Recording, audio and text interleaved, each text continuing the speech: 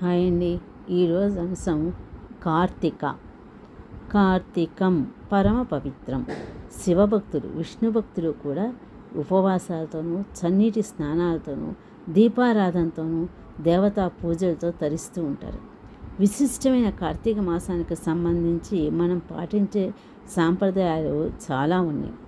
తరతరాలుగా మన పెద్దలు వాటిని సంరక్షిస్తూ మనకు అందిస్తూ వచ్చారు. అటువంటి సాంప్రదాయాల్లో తప్పకుండా చేయాల్సిన పని ఏంటి అంటే, కార్తీక మాసంలో సూర్యోదయానికి ముందే నిద్రలేచి స్నానం చేయాలి. కార్తీక మాసంలో చంద్రకిరణాలు సోకిన నీటితో స్నానం చేయటం వల్ల ఆరోగ్యం సిద్ధిస్తుంది. నదీ స్నానం అనేది ఉత్తమం. ఆరు బయట చంద్రకిరణాలు సోకిన నీటితో స్నానం చేస్తే అనారోగ్య కారణాల వల్ల స్నానం చేయలేకపోతారు కొంతమంది. అలాంటప్పుడు శివుని మనసులో స్మరించి మానస స్నానం చేసినా చాలు. ఆ తర్వాత ముఖ్యమైనది ఏంటి అంటే, దేవుని వద్ద దీపం వెలిగించడం. ఈ కార్తీక మాసంలో ఇదొకటి చాలా ముఖ్యం. దేవుని వద్ద దీపం వెలిగించడం కార్తీక మాసంలో ఏడాది పొడవునా వెలిగిస్తూ 2 పూట్ల వెలిగిస్తూ ఉంటే ఉత్తమం. కార్తీకంలో దీపారాధన చేస్తే ఏడాది పొడవునా చేసిన ఫలితం లభిస్తుంది. అంటే మనం ఏడాదంతా పెట్టకపోయినా కార్తీక మాసంలో పెట్టామనుకోండి, ఆ ఫలితం మొత్తం లభిస్తుంది. కార్తీక పౌర్ణమి నాడైనా ఈ దీపారాధన తప్పనిసరిగా చేయాలంట. కార్తీకంలో దీపం వెలిగించిన వారు విద్యావంతులు, జ్ఞానవంతులు, ఆయుష్మంతులు అవుతారంట. మోక్షాన్ని పొందుతారు. సాయంత్రం శివాలయంలో దీపాన్ని వెలిగిస్తే చాలా పుణ్యం లభిస్తుంది. అప్రయత్నంగా కానీ భక్తిభావంతో కానీ దీపం వెలిగిస్తే చాలా పుణ్యం కలుగుతుందట. ఇదే ఫలితం విష్ణు భక్తులకు కూడా వర్తిస్తుంది. కార్తీక మాసం నెల రోజులు దీపం పెట్టడం అనేది మన సాంప్రదాయం, ఆచార విధి కూడా.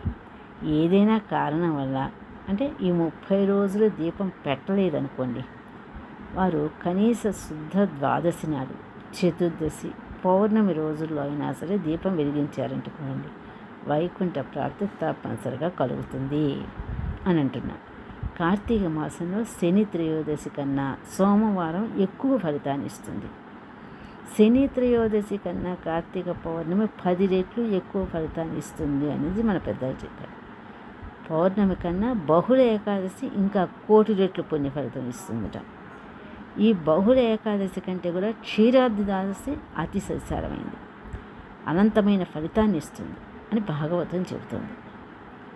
ఈ రోజుల్లో దీపారాధన చేయటం ముఖ్యం. అంటే ఇక్కడ మనం ఒకటి అర్థం చేసుకోవాలి, భగవంతుడు ఎంత కరుణామయుడో చూడండి.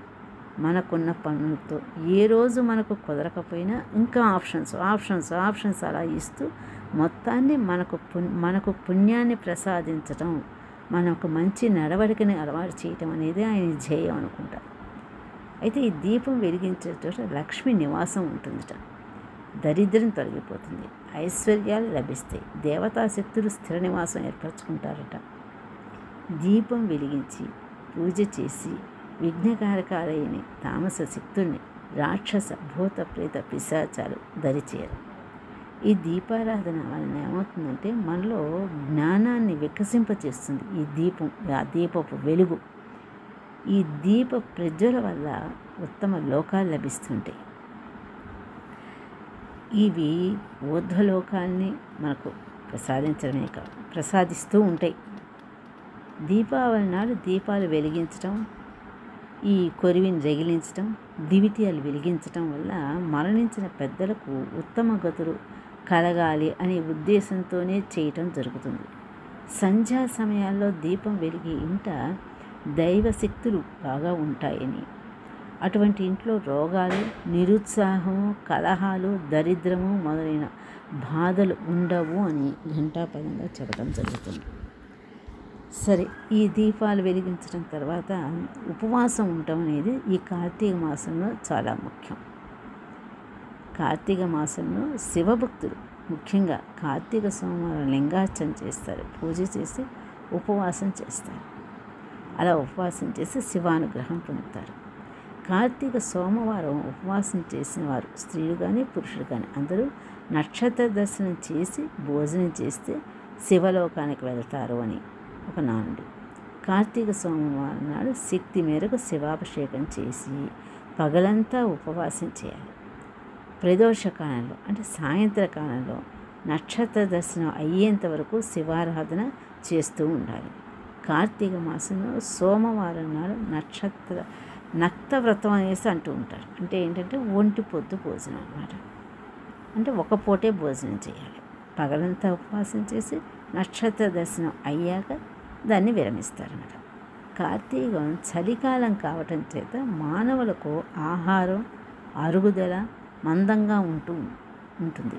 కాబట్టి ఈ కాలంలో ఆహారం తినకుండా ఉపవాసం ఉండి రాత్రి భుజించాలని అని చెప్తూ ఉంటారు. ఈ నియమాలన్నీ పాటిస్తూ శివునికి బిల్వపత్రాలతో పూజ చేస్తే భక్తుల కోరికలు తప్పనిసరిగా నెరవేరుతాయి.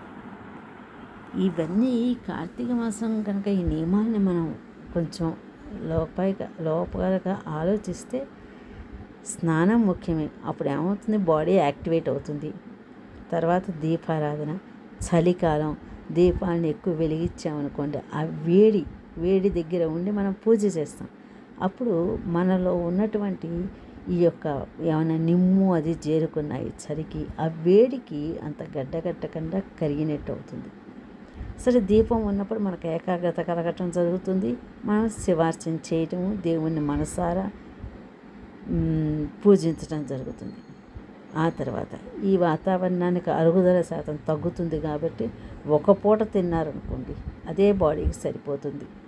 ఆ బాడీ అలా కొంచెం తక్కువ తినటం వల్ల ఏకాగ్రత కలిగి మనసు నిలకడగా ఉండటానికి కూడా అవకాశం. అంతేకాక ఈ కొంచెం అదే కాక మనం దీపారాధన దాంట్లో చూస్తూ ఉంటాం. ఒకరోజు చేయకపోతే ఇంకో రోజు చేయకపోతే ఇంకో రోజు చేయొచ్చు అనేసి మనకు చెప్పడం జరిగింది. అంటే భగవంతుడి ఉద్దేశం ఒకటే, మనని మంచి దోవలో, భక్తి భావన దోవలో నడపటమే ఆయన యొక్క ప్రేరణ, మనకు ఆయన యొక్క ఉద్దేశం. దాన్ని మనం కూడా పాటిస్తూ మంచి మనస్సుతో శివారాధన చేద్దాం. ఉంటాను మరి.